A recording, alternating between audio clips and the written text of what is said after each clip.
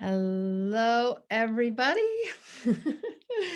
Here we are on the good of the whole connection field, the dance of souls, applying the trust frequency principles to our relationships with ourselves, others, and the universe. And I'm Connie Baxter Marlow. I'm Andrew Cameron Bailey, and I welcome you to what I like to think of as Monday night class, the class where I learn a lot. And here we have Wowza Alyssa Lodge, who's joining us and has been. We've been doing this for over 30 weeks now on the connection field. And you can go into the description and see the previous week's recordings and learn all about the trust frequency and the dance of souls and have some fun in there learning about this relationship revolution and a new understanding of the nature of the universe, the conscious, loving, abundant universe and our place in it. And you can pick up our free ebook. Yeah. The Conscious Loving Universe. A guidebook. And that's on our Trust Frequency website, thetrustfrequency.net/CLU-ebook. And it's free for a limited time. And we hope you do that and enjoy it. And notice it was CLU, which if you speak that out, it's clue. And CLU stands for? Conscious Loving Universe. Yes. So this week we are going to put our attention on our attention. Yes, attention, everybody. Attention, where we put our attention and how it creates our reality. And what we're going to do first is do a meditation with Andrew on attention. We've been doing a meditation every week because Andrew has made these beautiful meditations on the 7 aspects of our consciousness that create our reality.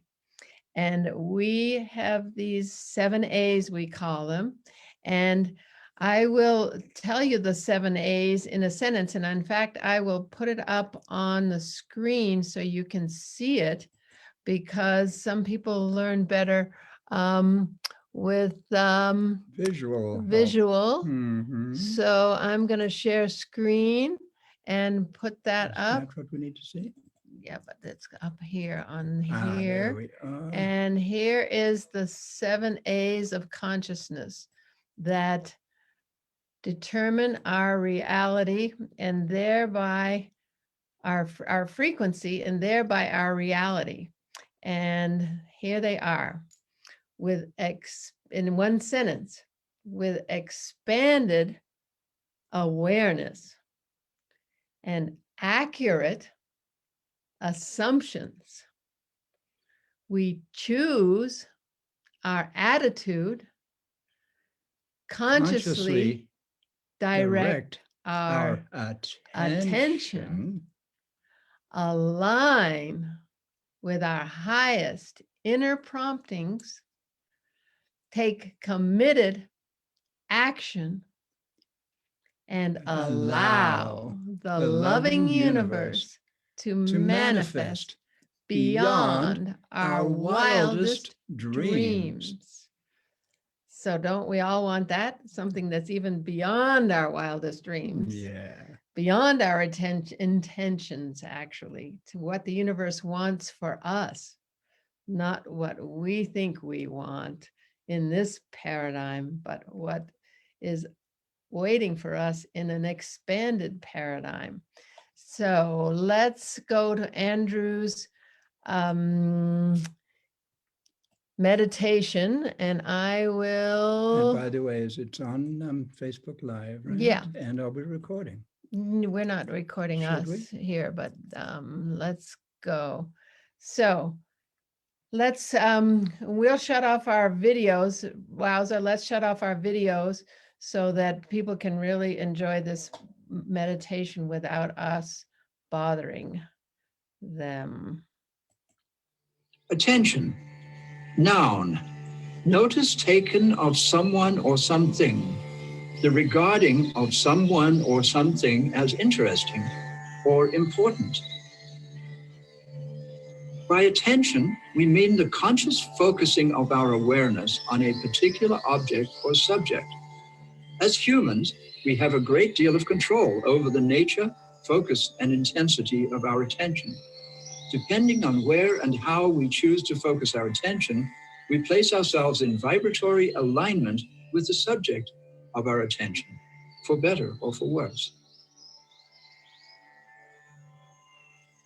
Attention. Attention. You know, in the military, the sergeant major shouts that word out really loud, attention, and everybody snaps to attention. In other words, you are here, you are present, you are ready.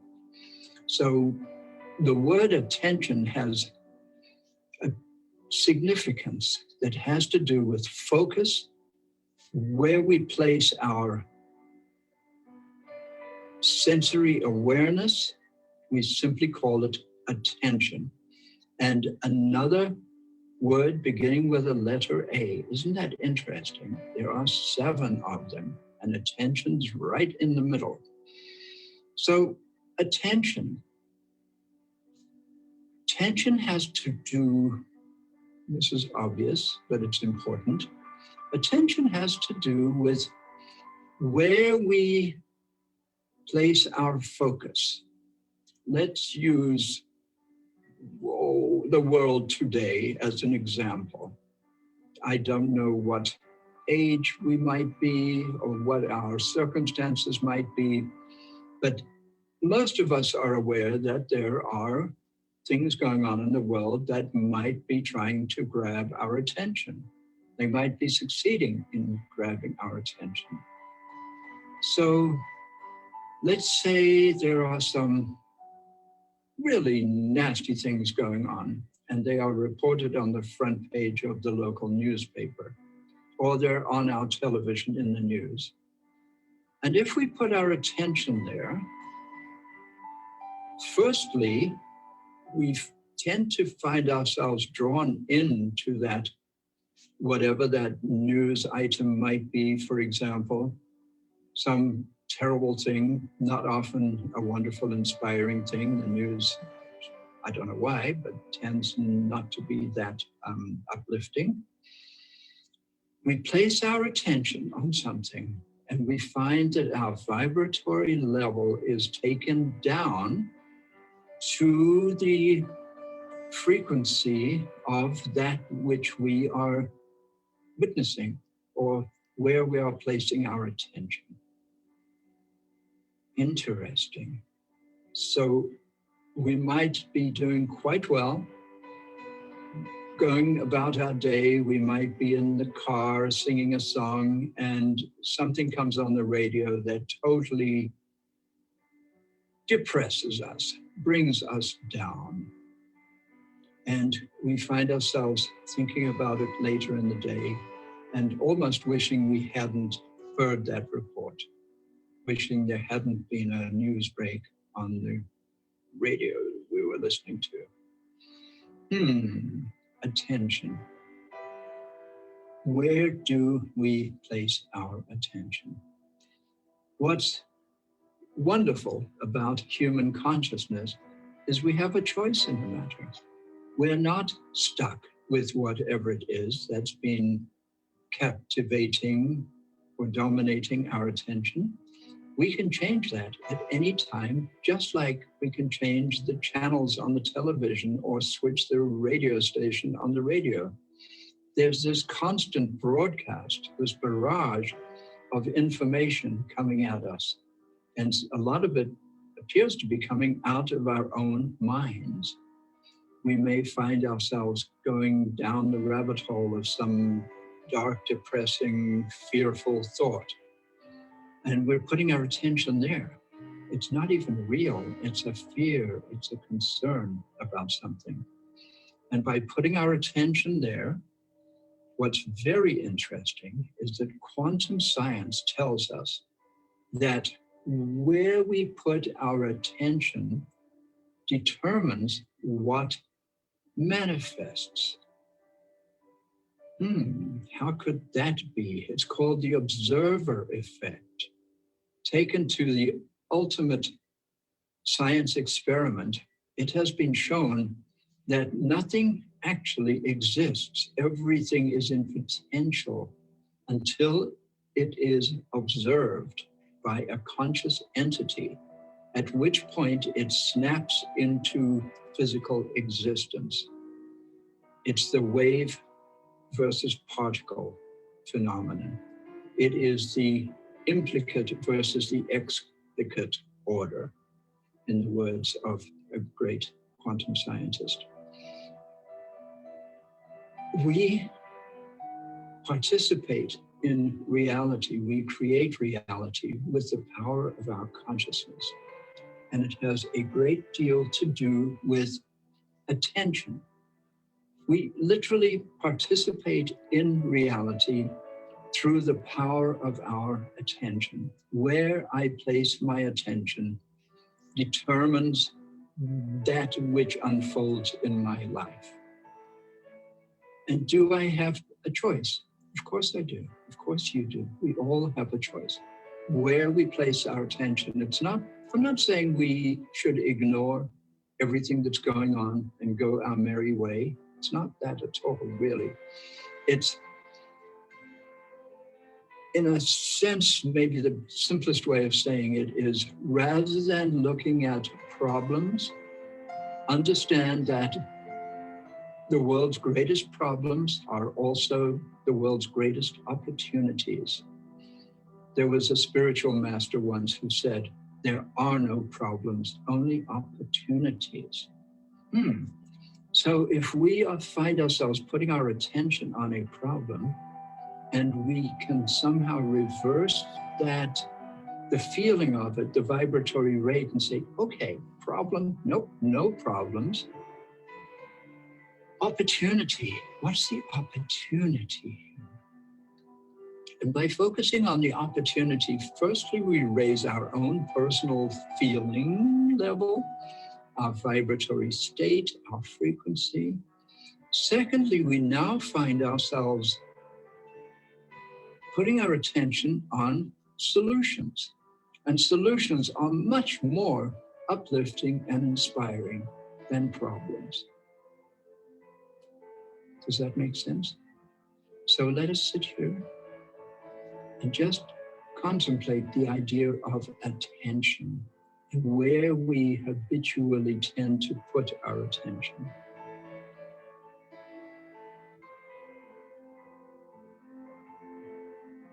And see if anything comes into the silence and becomes clear as we look into this mirror, this metaphysical mirror of our soul.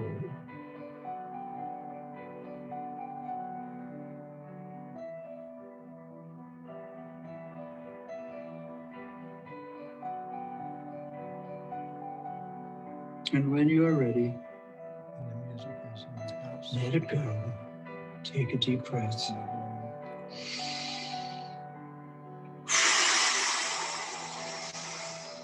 And exhale, let it go.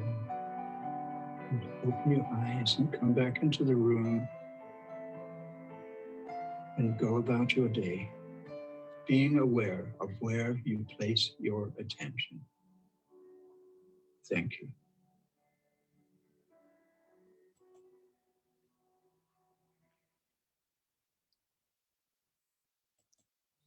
Attention. So I'll stop sharing my screen now. And Wowza, do you have any thoughts on attention? You're muted, Wowza.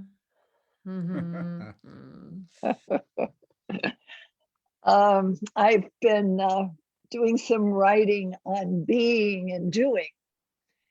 And there's been some interesting research that, in the being state, we're far more open to the unified field that surrounds us, through us, and is an aspect of our being. And the doing goes more with the thinking mind.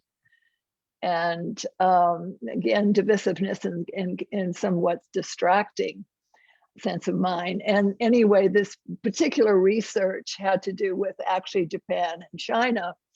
I mean, Japan and America, and they had this visual of the background of the sea and the coral and the seaweed and, you know, the background that is on the floor of the ocean. And there was on the foreground was a couple of big fish. And for the Japanese, they described totally, I mean, there wasn't even an exception, the background. And the Americans all described the foreground. And it was, right, of course, right. The doer, you know, the what's right there and go for it. Yeah. And I just thought that was really interesting, in that I've been playing so much with peripheral vision as a metaphor, you know, of dropping more into the background. I don't know if background is actually the right word, but that which is so much larger than my little human self can be.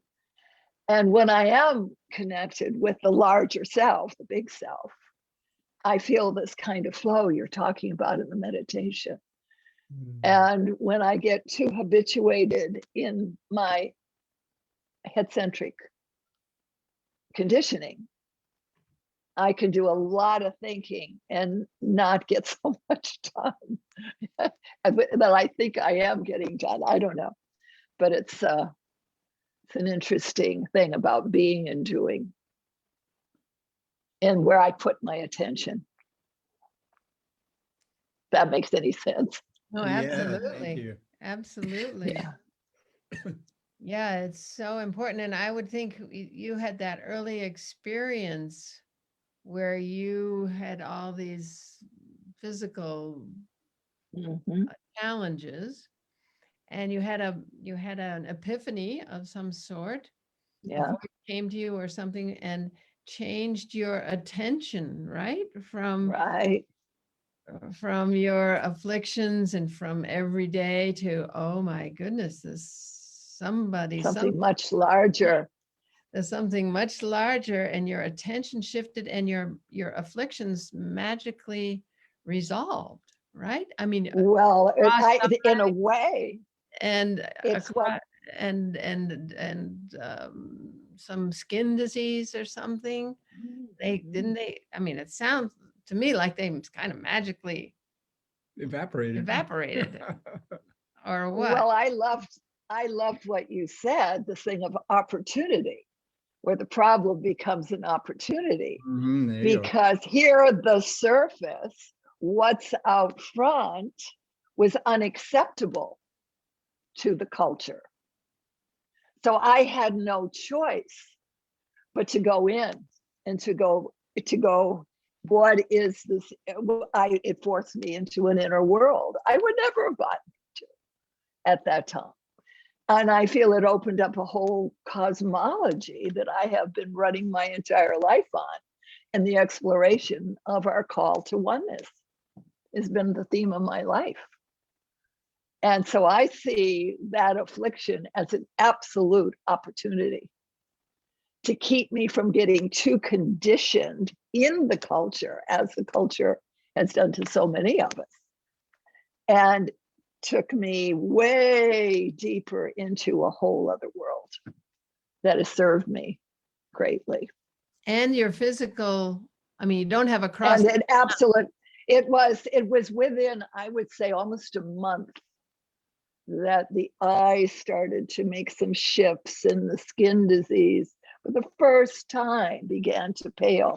Of course, I was doing things like literally, moving and breathing and sounding in a whole new world that I was directed to. Something was directing me to exorcise through physical embodiment, a whole new way of being that came through me. Was right, I didn't take classes in this.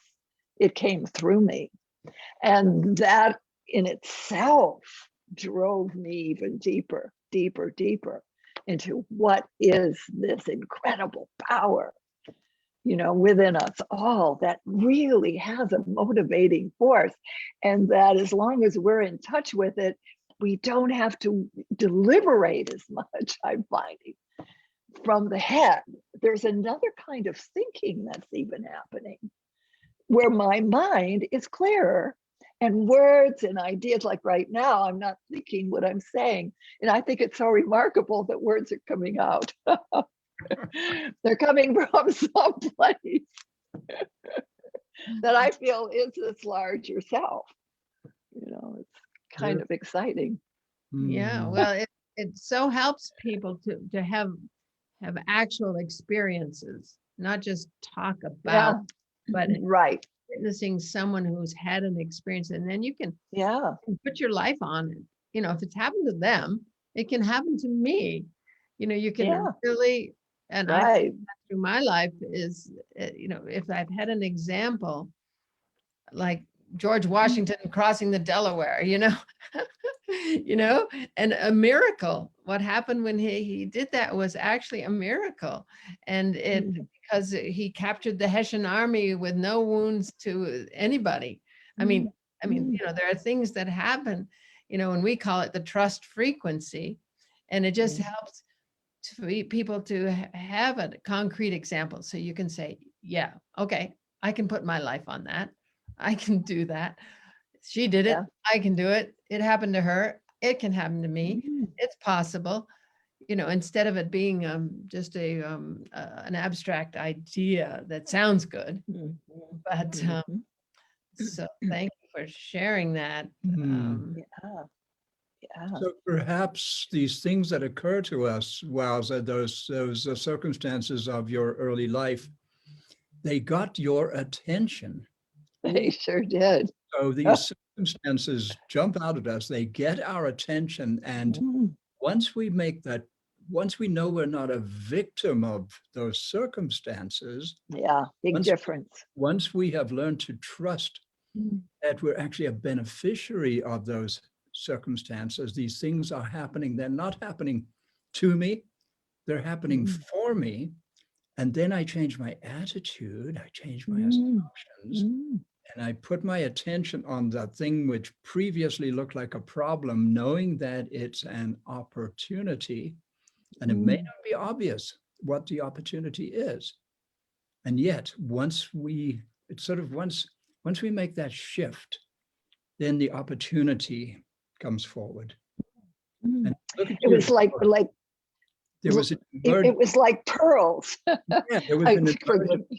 was an emergent beauty waiting to come out, hiding behind that wounded child of you you isn't that extraordinary? And it couldn't have, I know it, and it couldn't have happened because I was too enclosed in a conditioning and family and everything else. How could anything new enter in?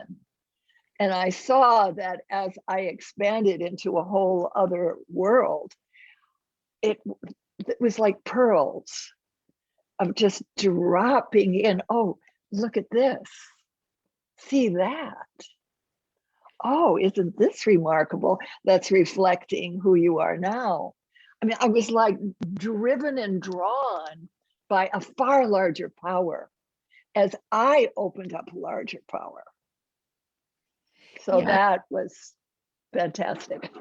Yeah, and when you're enmeshed in victim and feeling sorry for yourself and poor pitiful me and everybody's bullying me, and I'm ugly and I'm stupid and I'm this and I'm that, when you transform it in what we're doing with this course, to know that everything happens for us, not to us, that the relationships in our life come to us because behaviors and relationships, circumstances, because when we incarnated, we told the conscious loving universe, I'm going on my journey to wholeness. I want to come to self-love. And I want you to show me the pieces of myself I don't love yet. So people come into our lives to show us our light, and they also come to show us our shadow, because we gave him permission to do that. And so we move from victim, that bully who's saying, oh, you're ugly, you know, you're stupid and you're ugly. That bully is saying, oh, I must think that about myself. Those must be the parts of myself I need to heal. Thank you very much, bully. You want to come over and play? You know, from school. Lay it on. Instead of Yeah, poor lay it pitiful on. me, that bully is bad and take, Yeah. you know. Oh. So it's a complete paradigm shift.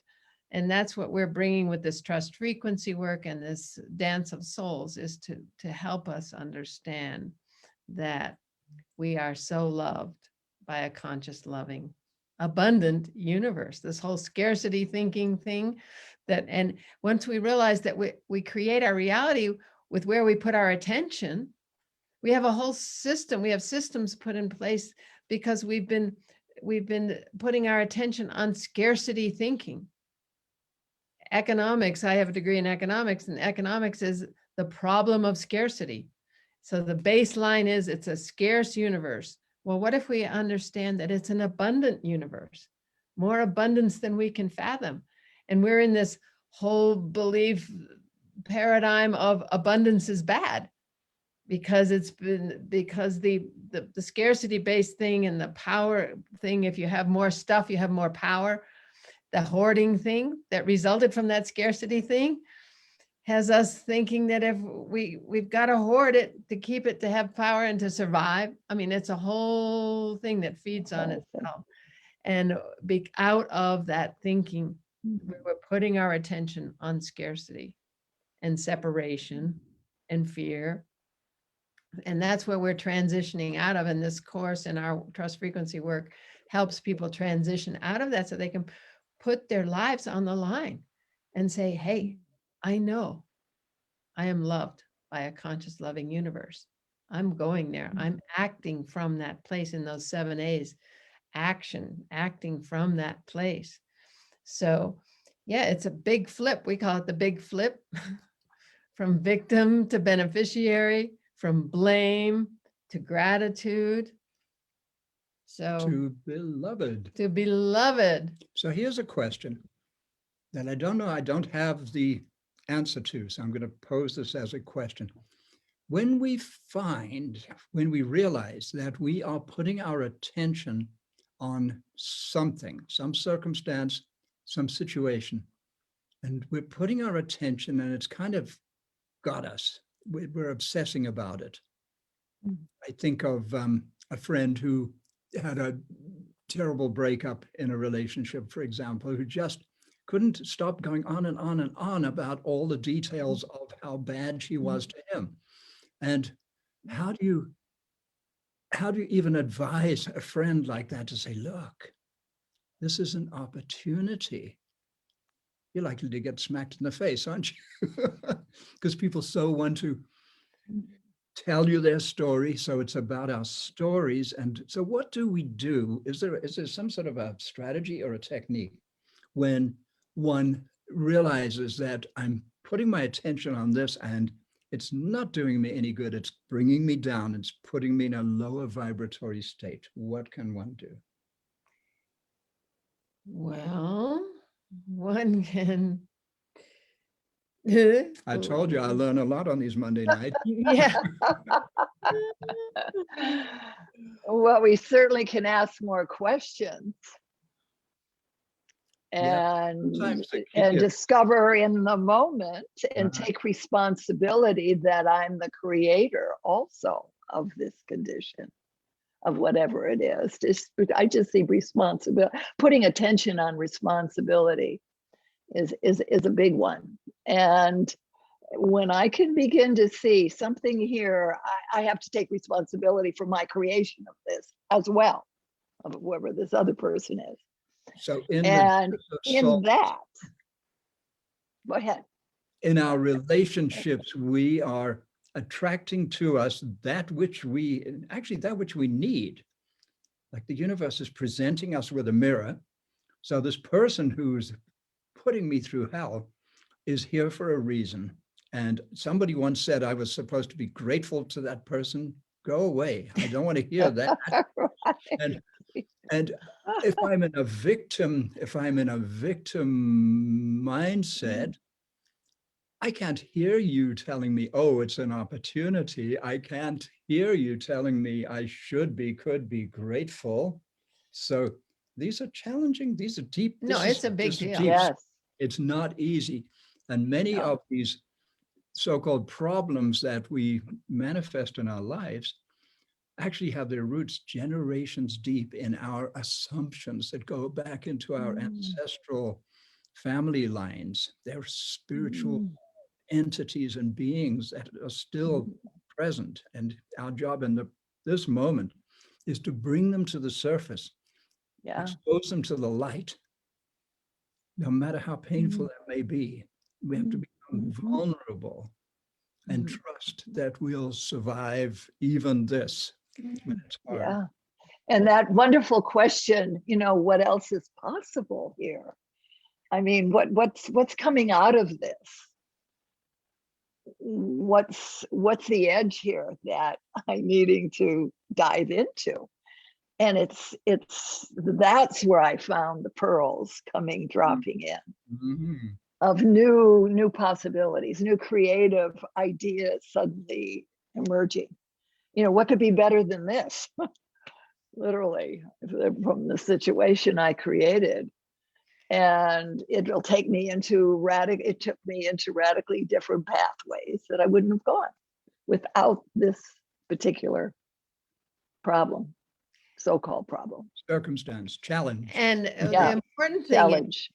is to realize taking responsibility. In the past, that's meant your karma, and you have a shitty life, so you created it. So, Yeah.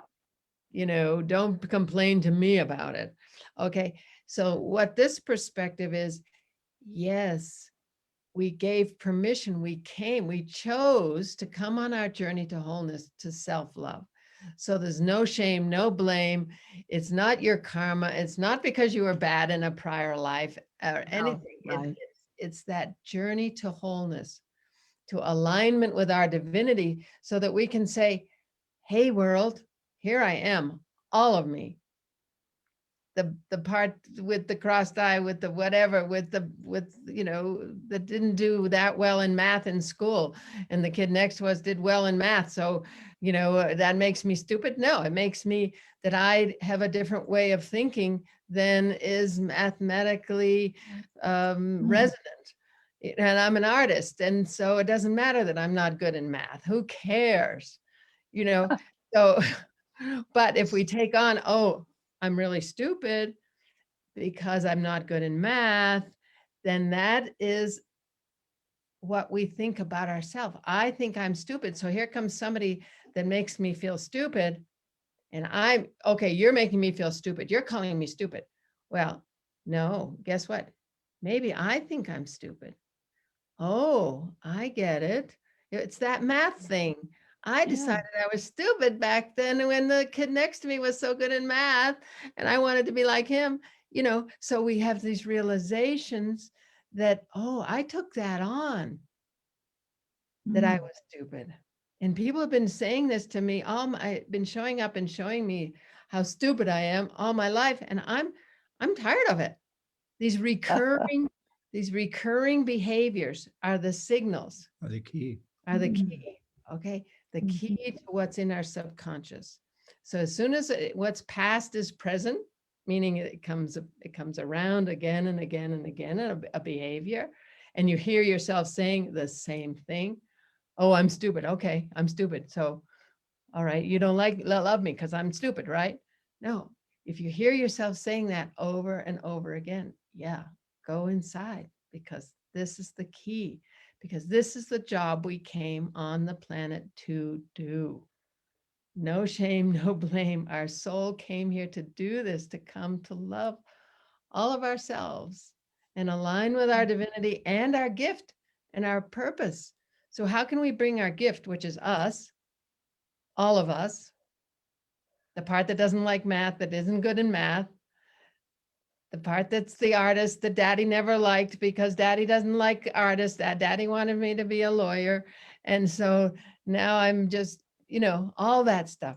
Hey, guess what? I'm an artist. I'm not a lawyer. I'm going to quit my lawyer job right now because I did it because daddy wanted me to. And I'm going to be an artist. And I'm going to bring my gift to the party as an artist. So that's this journey that we're on, that we're shedding light on with this understanding of the conscious loving universe that it gives us everything we ask for. What did we ask for? We said we're incarnate on this journey to wholeness, conscious loving universe. So it's going to give us, and the abuse, taking it to the extreme, which is abuse, which is death by murder, which is all the things we see as not love. In this construct, it has to be love. Everything has to be love some way. And we just don't know another person's journey, because somebody who came to die by murder, somebody has to murder it. It's a big deal. It's moving beyond right and wrong, good and evil. So there's a lot to take in here. So pay attention. To where we put our attention. And pay attention to what, right? Maybe the first thing to pay attention to is our feelings, because we have this extraordinary capacity as a human being. We call it our intuition. And into seeing it. Yeah. And if we truly trust our intuition, the guidance is just impeccable. Mm-hmm. And that takes attention to really be clear when we have a feeling about something, and to trust that feeling. That's a very primal, for me, form of a practice to do with attention. How do we practice attention? Well, Wanda, we can't leave the body out of it. That the whole body thinks. It's an interesting piece. I mean, elbow, shoulders. Can I lift it? My capacities. Even elbows have a lot to do with charisma. Certainly, the floor of our pelvis has a lot to. Is this nurturing, or is it toxic? All of a sudden everything just tightens up there. And as we get more familiar with living deeper and deeper into the body and the body of the larger creation of wholeness, of the earth, of the universe. But this is like a starting point. So I know for me, boy, having to drop, trying to figure it out, all, the analysis, I mean, my goodness, piled higher and deeper from head to dropping, taking that elevator down to the heart, to the feelings. I mean, just even placing hands on the heart in these conflictual ways is a big deal. All of a sudden I see I'm holding my breath. So I'm curtailing life force. Oh, thank you, life force, right?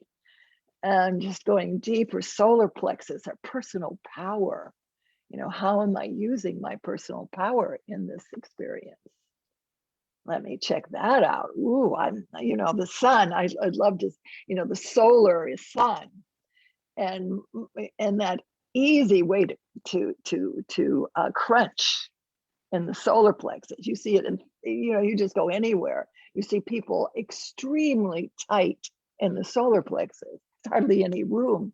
And the way I do that in groups, it's like, oh, you're covering your own sun, the shine, the brightness of your own sun. And just allowing, just that metaphor, the idea of the sun bursting loose of the solar plexus and its rays going out in all directions. It's like, oh my God, I'm out of the box, and then dropping a little deeper, gut level feeling, which is that intuitive know-how. The knowingness, we have a built-in knowingness That's what I mean. How did I know what and where to do and go when the whole paradigm that I was operating from under was, shattered? And yet all of this thinking was going on that was not just here. It was a whole other kind of thinking. And we have a brain in the lower gut, which many of the ancients have been talking about for a long time. And that whole floor of the pelvis, I call the bowl, the pelvic bowl. See, as soon as we hit there, where we can actually feel our grounding with the earth, and this beautiful sky of the mind opens up, to literally liberate all of these different energy centers into the energy center of the cosmos. And that's been very helpful modeling for me. Yeah, beautiful, beautiful. Yeah, and those feelings of, yes, I resonate, no, I don't, so to trust those as to where we put our attention, like, because some people's jobs on the planet, we all have different jobs to do. And if one resonates to the problems, fixing the problems, then that's important that we do that. My job is to stay focused on what's coming, because I see big pictures. I see what's coming, peace on earth and heaven on earth, that everything serves that. So I can't see any problems that need fixing, and I don't resonate to that. It's like, get me out of here, get me out of that room, get me out, away from the table of people who are going into that.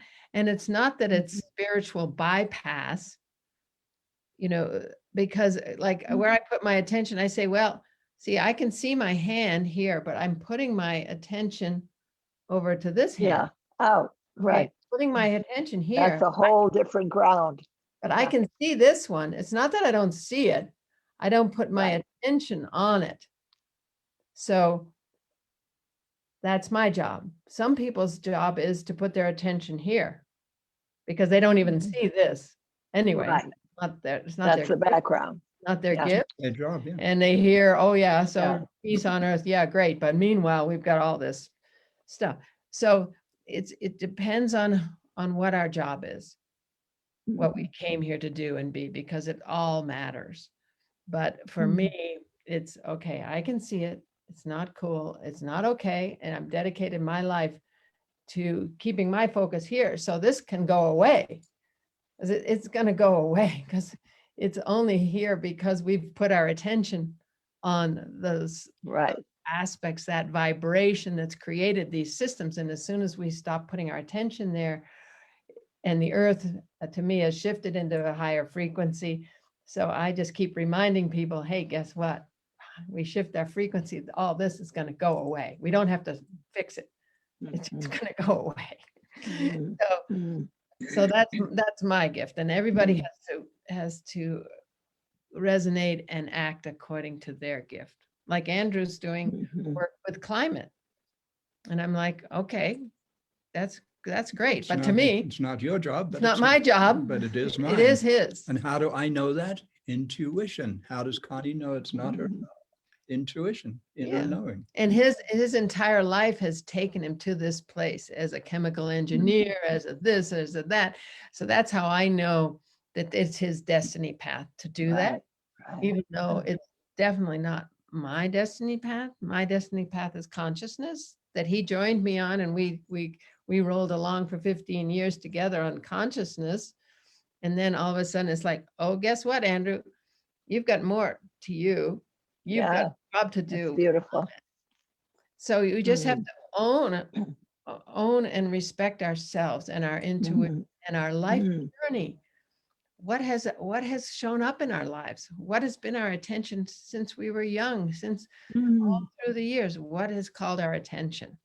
That's because we've got that job to do. It's not a wasted moment, in my in my understanding. There's not a wasted moment, a wasted relationship. Everything has a purpose. Everything is serving. And it may not be for 20 years down the road. We were just on a whole Zoom thing around the first 50 years of peace and friendship in Plymouth, Massachusetts, with a peace treaty that was signed today in 400 years 1621. ago today. Gosh. And we were just on Zoom with people we'd known over 10 or 15 years that we've been connecting with in Plymouth and here and there, and Native people and this and that. What beauty. And it seemed like, oh, that's gone by the board. No, one phone call and here we are on Zoom globally, 3,000 views. Gosh. Yeah. Hey, gosh, Incredible. yeah. So Yeah, it's just so exciting to trust and walk it Right. and be it and do it. And I'd like to just comment a little bit on what Connie just said about the climate work that I'm doing, because many of the, shall we say, the members of the environmental movement see it as a problem, and they see that there's someone to blame, the fossil fuel industry, whatever it might be, big business. And I have a different take on that. I see the problem, and I see that it is not a problem unless we make it a problem. So it's a challenge, but what an extraordinary opportunity. I have, as a result of engaging with this climate challenge we have on this planet, I have a fairly comprehensive scientific background, education behind me. So I kind of have a toolkit that had been just lying fallow. I wasn't using it. And I just pulled my old science hat out. And what an opportunity, and what a just a plain excitement. I am so outrageously excited to have That's a sign. global scale challenge to which I personally see solutions. So it's not easy to get those solutions seen and communicated to others. Right. The kind of funding that is needed. The funding. Nevertheless, what a Yeah. delight it is being, and what a delight. I just jumped off a Zoom call with some of the world's top climate scientists for the last 2 hours. And two were from Australia, 2 were from England, and 2 or 3 were from the United States. And brilliant, genius level people wrestling with these global scale solutions. And I'm part of that. And they respect me, and I respect them, and I'm learning from them. What a blessing it is. Oh my gosh. If it weren't for this massive emergency that we actually really do face, I wouldn't be having this extraordinary experience. And I believe that a sufficient number of us humans are going to wake up in time to realize there is something we can do and do it. Because if we don't, we actually are facing, we're right at the edge of a cliff with our toes over the edge. So just fascinating to where the moment came, I realized I really have to put my attention on this challenge. Well, because it's your destiny path to do that. Yeah. So it's your joy. See how excited he is. It's his joy. And when we feel joy for doing something, we know we're on the right, I don't say right, we're on our destiny path.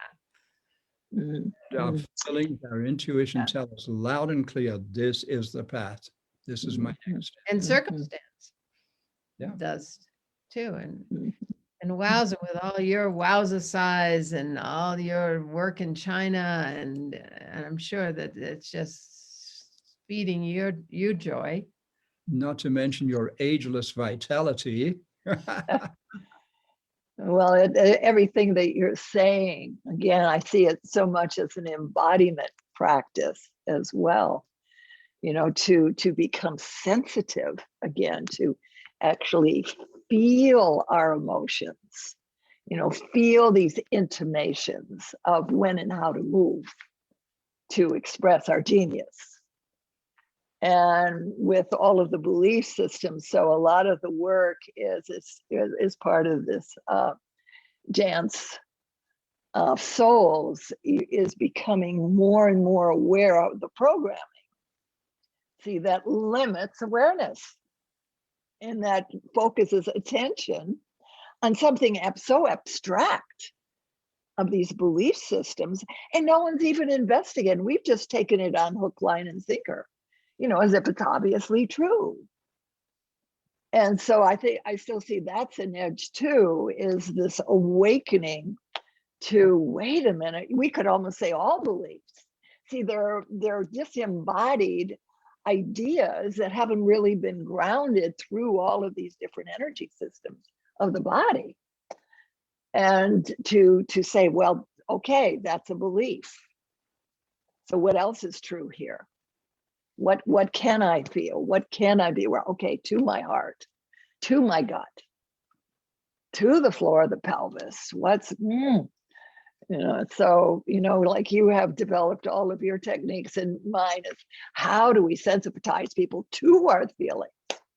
I mean, I would create things. I mean, people don't even have a clue what it feels like to feel joy. Really, they have been so indoctrinated. And I'm not making the thinking mind bad at all. I'm just saying that we can get so lost in one system that it's very difficult to feel how to move in these ways. So it is a balancing act. And I feel that's what all of our work is. I am more, working more through the body and energy. And like you were working through the ecology of our being, Andrew, really becoming sensitive that what we do to the earth is what we do to ourselves. What we do to nature is who we are. And if we throw insecticides in the waters, we're throwing insecticides into our very nervous system. That hookup, that kind of deeply embedded connection. And I find what really is the most helpful, if I can at least begin to honor and embrace that larger cosmology, your conscious. I love, it was just a new way of saying God is this conscious, loving universe. That's right. Absolutely. Period. Just to come into that as many times a day as we can. Almost every time we turn a new corner, enter a new situation, see a new person. Wait a minute, I am, let's call on the conscious loving universe to make everything flow, to get that firing up going. We are earth, water, fire, and air, to ground this energy, to lighten up our skies with healing wholeness on all these levels. Wow. Beautifully said. Beautifully said. And it's really aligning with that flow, taking our action and aligning with it, because we have free will to not align. Right. That's fine. Go for it. And you can and learn from that. But once we understand how the universe works and we have the free will to align and we do it, we actually take that action and align and act from that place, then the magic happens. Yeah. I'm finding too, I'm just loving now, we're paying attention so much more to the eyes. I don't care whether it's, the person at Ralph's adding up the groceries.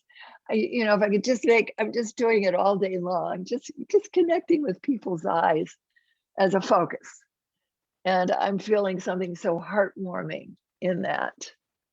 And even when I'm feeling some dissension with a friend or whatever, to just paying attention to going through that being into the heart of the matter through the eyes. I can, so that's just what's going on, but I don't take it personally. That's what's helping me. When I have that particular attention, I don't take things so personally. And the eyes being the windows to the soul, right? Windows of the soul, exactly. Oh. Yeah.